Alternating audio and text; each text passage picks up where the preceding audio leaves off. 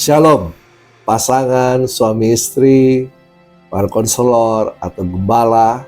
Hari ini kita akan belajar bersama-sama dalam materi konseling pernikahan, yaitu keluarga berencana dalam terang Alkitab.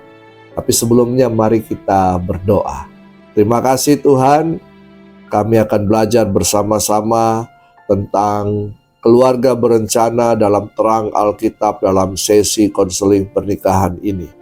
Mari Roh Kudus tolong kami supaya kami bisa mengerti, memahami tujuan-Mu dalam pernikahan dan dalam berbuah menghasilkan generasi-generasi ilahi. Kami akan belajar, Roh Kudus tolong kami dalam nama Tuhan Yesus Kristus. Amin. Nah, keluarga berencana ini merupakan program pemerintah dan ada banyak pro kontra di dalamnya. Ada yang setuju dan ada yang tidak setuju. Tetapi kemudian apa pandangan Alkitab? Bagaimana kita menyikapi program pemerintah ini? Dan ini program sudah mulai dari lama, dari zaman Presiden Soeharto, ya. Program KB 2 anak cukup. Nah, coba kita lihat bersama-sama dalam konseling pernikahan ini, apakah yang Alkitab ingin kemukakan. Nah, dalam Kejadian 1 ayat 28, Allah memberkati mereka, lalu Allah berfirman kepada mereka, beranak cuculah dan bertambah banyak, penuhilah bumi dan taklukkanlah itu, berkuasalah atas ikan-ikan di laut dan burung-burung di udara dan atas segala binatang yang merayap di bumi. Nah, salah satu tujuan Allah menciptakan manusia, Adam dan Hawa manusia pertama, adalah supaya bisa menghasilkan generasi baru atau bisa beranak cucu. Ya, untuk apa? Untuk memenuhi bumi ini. Jadi tujuan awal adalah bahwa Tuhan itu memberkati Adam dan Hawa supaya mereka bisa beranak cucu dan semakin bertambah banyak supaya memenuhi bumi dan menaklukkan bumi ini. Jadi satu sisi beranak cucu ini penting. Ya, beranak cucu berarti menghasilkan generasi-generasi baru, ya. Nah, tetapi kemudian dalam perjanjian baru kita melihat dalam 1 Timotius 5 ayat 8. Tetapi jika ada seorang yang tidak memelihara sanak saudaranya, apalagi seisi rumahnya, orang itu murtad dan lebih buruk dari orang yang tidak beriman. Satu sisi Alkitab mengatakan beranak cucu bertambah banyak. Tapi satu sisi berkata, ingat, kamu harus memperhatikan keadaan rumahmu, rumah tanggamu, supaya kamu dapat memelihara ya apa yang ada di dalam rumahmu. Nah, dulu ada prinsip banyak anak, banyak rezeki. Tapi sekarang, kehidupan ekonomi sekarang, keadaan sekarang sangat bertolak belakang. Ya, uang sekolah mahal, biaya transport, biaya makan dan semuanya sangat mahal. Sehingga kita perlu berhikmat. Dulu awal penduduk hanya 2 orang. Sekarang hampir 8 miliar.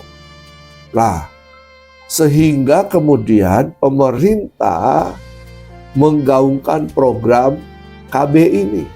Keluarga berencana, bukan keluarga berentetan dan kemudian tidak bisa mensejahterakan anak-anaknya dengan baik, bisa menyekolahkan anak-anaknya dengan baik. Nah, jadi kita perlu berhikmat untuk ini. Nah, kita lihat bersama. Apa sih keluarga berencana itu? Jadi, keluarga berencana merupakan suatu penemuan teknologi kedokteran modern yang berupaya untuk mengatur jumlah kelahiran dalam satu keluarga. Upaya pencegahan. Nah, jadi untuk mengatur jumlah kelahiran ini ini diadakan upaya pencegahan pertemuan sperma dengan sel telur sehingga tidak terjadi pembuahan atau fertilisasi. Jadi ada teknik dalam dunia kedokteran, ya, itu bagaimana menghambat pertemuan sel sperma dan sel telur, ya, di situ, sehingga tidak terjadi perjumpaan, ya, tidak terjadi pertemuan ini sehingga Anda mengandung, ya. Nah, bagaimana pandangan Alkitab? Memang ini penting. Perjanjian Lama berkata, beranak cuculah bertambah banyak, penuhi bumi. Perjanjian Baru tidak menekankan jumlah kelahiran secara fisik, tetapi lebih menekankan jumlah kelahiran secara rohani. Jadi, yang ditekankan dalam Perjanjian Baru bukan jumlah anaknya, tapi juga bagaimana kita menghasilkan anak-anak rohani, ya, melahirkan anak-anak rohani sesuai dengan amanat agung, ya. Jadi perlu ada kelahiran jasmani, tapi juga perlu kelahiran rohani, ya. Ini penting dalam Perjanjian Baru, dalam kehidupan sekarang. Mungkin ada keluarga yang membuat rencana, saya cuma mau punya anak 1, atau punya anak 2, atau punya anak 3. Tapi lebih daripada itu, untuk menggenapi Perjanjian Lama, maka kita harus menghasilkan anak-anak rohani. Nah, kelahiran seorang anak memang adalah berkat daripada Tuhan. Jadi, ini berkat. Ada yang berkata begini, jangan dulu habis menikah, jangan dulu, tunda dulu untuk bisa hamil dan melahirkan. Ini baik, ini bisa saja. Tapi ada beberapa pengalaman ketika mereka menunda dan ternyata mereka agak susah untuk hamil. Tapi jangan digeneralisasikan. Sebaiknya berdoa. Anda melakukan hubungan suami istri seperti biasa dan berdoa. Kalau Tuhan memang berkenan, Anda mendapatkan keturunan, berarti Tuhan sudah mempercayakan Anda dan Tuhan memberkati Anda, ya. Nah, baru setelah Anda mendapatkan itu, nah ini perlu memang rencana kelahiran, ya, karena ini juga menyangkut banyak hal, misalnya usia sekolah dan sebagainya, ya, menyangkut keuangan Anda, menyangkut ya apa yang perlu Anda atur. Jadi misalnya sudah lahir, jeda 3 tahun baru melahirkan lagi, karena biasanya kalau 3 tahun itu dari SD ke SMP bayar uang sekolah double, ya, biaya buku dan sebagainya. Tapi ini tidak perlu digeneralisasikan. Andalah suami istri yang mendiskusikannya, ya, karena setiap pasangan suami istri harus mendidik dan membesarkan setiap anak dengan sukacita dan penuh dengan damai sejahtera. Jadi manfaat program berencana ini sangat baik. Yang pertama, itu mencegah kehamilan yang tidak diinginkan, ya. Jadi program ini kalau misalnya sudah punya ketetapan hati berdua hanya punya anak 2, ya setelah itu ketika sudah mendapat 2, ya lakukan program keluarga berencana, ya, supaya tidak dapat hamil lagi misalnya, ya, dan sebagainya. Lalu yang kedua, mengurangi risiko aborsi. Ada kelahiran-kelahiran yang tidak diinginkan. Anak sudah 4 tiba-tiba muncul yang kelima. Aduh, bagaimana ini? Ya, aborsi saja. Jangan. Lebih baik direncanakan. Lalu kemudian manfaat keluarga berencana berikutnya adalah menurunkan angka kematian ibu. Ya, karena pada usia-usia tertentu itu sudah sangat sulit untuk hamil dan melahirkan. Jadi sebaiknya, ya, ketika Anda mencintai pasangan Anda, gunakanlah manfaat daripada keluarga berencana ini. dan juga menurunkan angka kematian bayi. Nah, selanjutnya keluarga berencana dapat membantu mencegah HIV atau AIDS. Nah, yang keempat ini menurunkan angka kematian bayi ini. Ini sekarang yang sedang digaungkan oleh pemerintah. Karena bisa jadi banyak anak yang dilahirkan tapi anaknya kekurangan gizi. Ya, apa istilah stunting, ya, seperti itu. Ya. Stunting, ya, stunting. Oke, bukan stuntman, sorry. Stunting, ya, stunting. Lalu kemudian yang keenam, ini menurunkan resiko terjangkitnya kanker rahim dan kanker serviks. Ya. Lalu kemudian menjaga kesehatan mental keluarga dan dapat meningkatkan kualitas dan kesejahteraan keluarga serta pendidikan anak lebih terjamin. Nah, bagaimana misalnya? Dulu satu keluarga 8 anak. Ya, bisa sekolah, bisa makan baik dulu karena keadaan masih asik, ya. Orang bisa tanam sayur di halaman rumah, ya, tanam bumbu-bumbuan, uang sekolah masih murah, jadi semua bisa sekolah dengan baik. Tapi sekarang 8 anak di zaman ini, biaya sekolah mahal, makanan mahal. Bagaimana dengan pertumbuhan mereka? Bagaimana dengan sekolah mereka? Makanya hari-hari ini perlu dipertimbangkan. Ya, banyak anak bukan lagi banyak rezeki, tapi banyak masalah. Tapi terserah Bapak Ibu. Ya, silakan. Kedua pasangan suami istri yang harus memutuskan.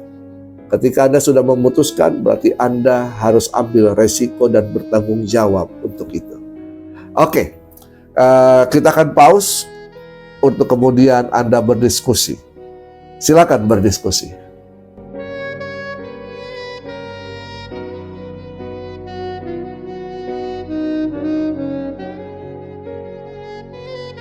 Nah, kita akan lanjut tentang keluarga berencana ini. Bagaimana cara supaya tidak hamil? Nah ini, bagaimana cara supaya tidak hamil? Ya Pak, jangan berhubungan seks lah. Hubungan seks itu penting. Ya, seperti pelajaran-pelajaran sebelumnya. Hubungan seks itu penting. Itu sangat penting dalam kehidupan pernikahan. Kalau begitu bagaimana caranya? Nah ini dia. Memakai alat kontrasepsi. Apakah dilarang? Tidak dilarang. Ya, ada kontrasepsi alamiah. Misalnya apa? Pantang berhubungan seksual secara berkala sesuai kalender pada waktu masa haid. Ya, Anda hitung sendiri. Ya, saya tidak perlu menghitungkan untuk Anda. Ya, sekalender. Atau coitus interruptus. Nah, ini dia, coitus interruptus itu ketika Anda sedang berhubungan dan kemudian pria sudah atau suami Anda sudah hampir klimaks, ya, lalu kemudian menarik ya penisnya dan mengeluarkannya di luar vagina. Nah, itu namanya coitus interruptus, ya. Nah, ada yang tidak alamiah, misalnya dengan hormonal, suntik, pil, susu KB, koyo, cincin vagina. Ya. Lalu kemudian ada yang non hormonal, ada AKDR, kondom bagi pria dan wanita. Ada bentuk diafragma, ada cervical cap, ada spermasida, ada sterilisasi, ya di vasektomi atau di tubektomi. Oke, kita belajar dulu tentang kontrasepsi alamiah. Saya akan jadi bidan atau dokter untuk Anda, ya. Kontrasepsi alamiah ini melalui perhitungan kalender. Jadi menghindari hubungan seksual saat wanita dalam masa paling subur, ya. Jadi ada masa menstruasi, ada masa subur untuk pembuahan. Nah, jadi kemudian ada yang tidak. Nah, ini kita harus lihat di situ. Nanti Anda akan lihat di bagannya kapan bisa, berapa hari sebelumnya. Jadi dari masa menstruasi sampai masa usia subur itu ada yang namanya possible to conceive. Jadi bisa untuk berhubungan. Lalu kemudian setelah masa subur itu ada juga ya masa itu, ya. Lah, lalu kemudian ada yang tadi secara kontrasepsi alamiah, coitus interruptus. Kehamilan dapat dicegah secara alami dengan menarik penis keluar sebelum terjadinya ejakulasi. Jadi mengeluarkan di luar, bukan di dalam, ya. Menumpahkan di luar, ya. Nah, ada yang namanya kontrasepsi hormonal, ya. Tadi kontrasepsi alamiah, ada kontrasepsi hormonal. Apa yang ada dalam kontrasepsi hormonal ini? Ya, pil KB itu termasuk dalam kontrasepsi hormonal. Pil KB ini mengandung hormon estrogen dan progesteron untuk mencegah ovulasi. Jadi ini bisa bersenggama atau melakukan hubungan intim dan ejakulasi di dalam. Aman, ada pil KB. Tapi juga ada yang namanya suntik KB. Ya, ada dua jenis suntik KB. Ada suntik 3 bulan, ada suntik 1 bulan. Jadi suntik saja. Jadi berhubungan tetap seperti biasa. Ya. Lalu kemudian ada yang namanya implan.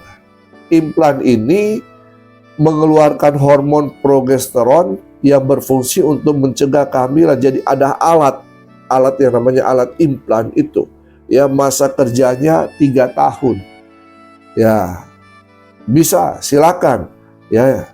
Lalu kemudian ada yang pakai koyo KB. Jadi koyo ini bekerja dengan melepaskan hormon yang sama efektifnya dengan yang terdapat dalam pil KB. Koyo itu bisa ditempelkan di lengan, bisa ditempelkan di selangkangan, ya antara ya itu di situ, atau ditempelkan di belakang. Ya, kenapa saya tahu? Karena saya lihat gambarnya. Ya, jadi seperti itu. Oke, ya. Lalu kemudian ada yang namanya cincin vagina. Cincin ini terbuat dari plastik dan dipasang di dalam vagina. Nah, ini berfungsi untuk melepaskan hormon. Ini sama seperti pil KB. Lalu kemudian ada kontrasepsi kondar. Nah, ini kondar, ini istilah kondar. Apa kondar? Kondisi darurat. Jadi ada berupa kontrasepsi berupa pil yang digunakan sebelum berhubungan. Nah, kondar ini atau pil ini bisa disebut sebagai atau disebut morning after pills. Ya, morning after pills.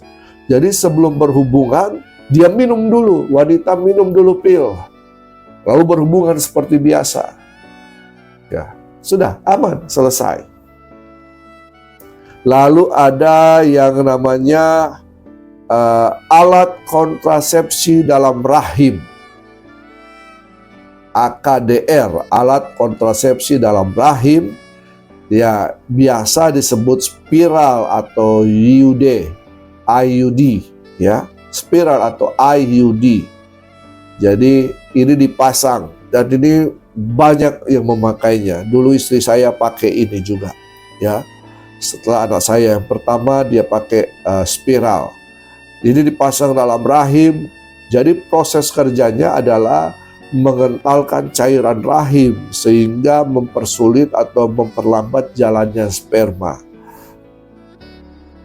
Bagaimana dengan kontrasepsi non-hormonal?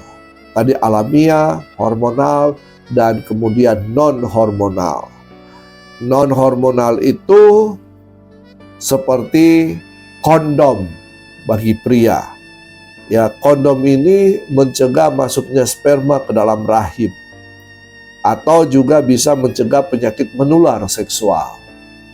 Ya, jadi kondom ini dipakai di penis pria, lalu kemudian berhubungan seperti biasa, lalu ketika ejakulasi itu tertampung dalam kondom. Lalu kemudian ada yang namanya kondom wanita. Jadi fungsinya seperti sama seperti kondom pria, tapi ini dipasang dalam vagina supaya apa? Menyelubungi vagina sehingga sperma tidak bisa masuk ke dalam rahim. Nah, ada yang namanya juga spermisida. Apa ini spermisida? Spermisida ini bentuk jelly atau krim atau busa atau foam. Ini kemudian sebelum berhubungan, ya, busa atau jelly atau krim ini atau spermisida ini itu bentuknya seperti jelly, krim, busa begitu, itu dimasukkan ke dalam vagina, ya. Jadi seperti itu. Lalu kemudian ada yang namanya diafragma dan cervical cap, ya. Jadi kedua-duanya ini dipasang di mulut rahim. Biasanya digunakan bersama dengan spermasida.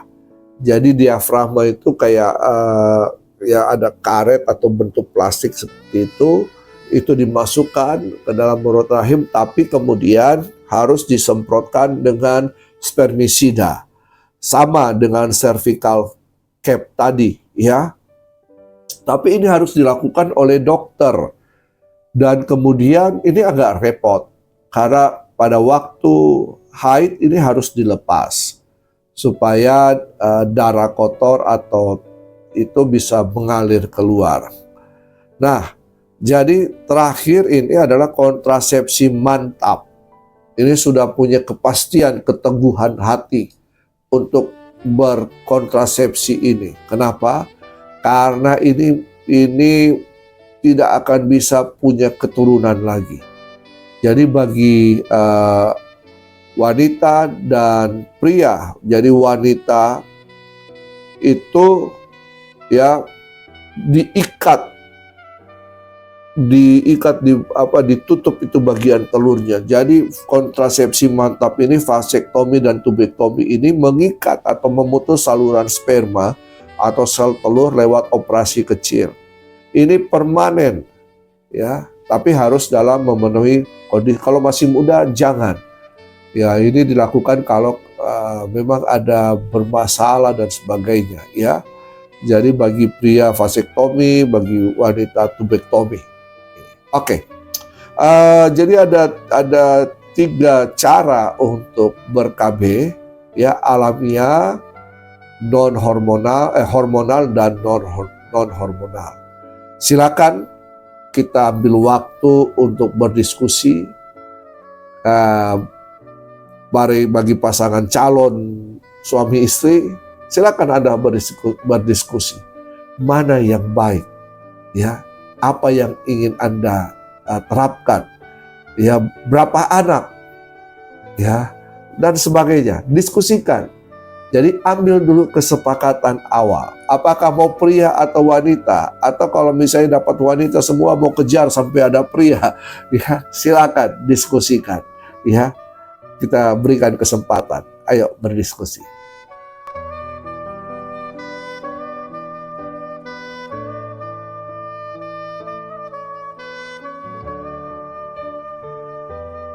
Kita sudah belajar bahwa pentingnya ber-KB itu. Ya, jadi KB ini sangat penting. Memang kita harus menggenapi tujuan masa lalu dalam perjanjian lama, tapi juga kita harus mengingat keadaan masa kini dalam perjanjian baru. Nah, tapi ada banyak hal yang positif ketika Pak Sutri mengambil keputusan untuk ber-KB. Nah, ada beberapa, terakhir ini saya ingatkan kembali, ada beberapa tujuan untuk ber-KB adalah meningkatkan kesejahteraan ibu dan anak. dan juga dapat mengendalikan kelahiran dan menjamin terkendali penduduk, ya. Lalu membentuk keluarga kecil tetapi sejahtera sesuai dengan kondisi ekonomi sebuah keluarga. Juga meningkatkan kepedulian masyarakat untuk menggunakan alat kontrasepsi, merancangkan keluarga kecil dengan hanya misalnya punya 2 anak, 3 anak saja, dan mencegah pernikahan di usia dini, ya, dan menekan angka kematian ibu dan bayi akibat hamil di usia terlalu muda atau terlalu tua. Makanya ada undang-undang pernikahan, usia berapa yang bisa menikah, ya. Dan kemudian menekan jumlah penduduk dan menyeimbangkan jumlah kebutuhan dengan jumlah penduduk di Indonesia. Hari-hari ke depan mungkin akan ada kesulitan sandang pangan, ya, kesulitan air. Ya, jadi kalau bagaimana kita bisa memelihara keluarga kita. Lalu kemudian yang terakhir, supaya dapat meningkatkan kesehatan keluarga. Jadi ini merupakan